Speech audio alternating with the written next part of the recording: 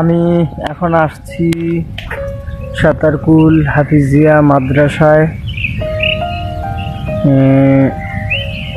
বৃহস্পতিবার বিকাল 5টার পর আসছি। এখন ফজরের নামাজ পড়ে বড় মসজিদে ফজরের নামাজ আদায় করে এখন সকালবেলায় মাদ্রাসার ছাদে আছি। খুব ভালো লাগতেছে। খুব গরমে রাত্রে ঘুমাইছি, খুব গরম লাগছে, অনেক গরম লাগছে। এখন ছাদের উপর আইসা বসে আছি,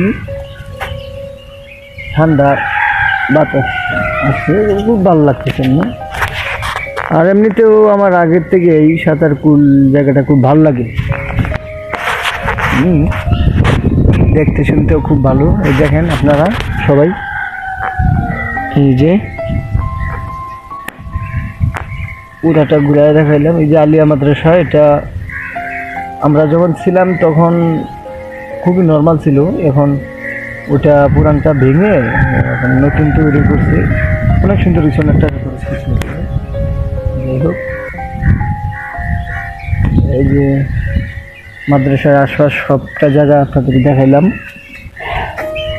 আর ওই যে ওইটা বিয়া না কিসের অনুষ্ঠান বুঝতে পারতেছি না, কারণ আসার পর থেকে দেখতেছি শুধুমাত্র মানে লাইটিং ফিট করা আর এমনি কনসার্ট হইতেছে প্রতিদিনই।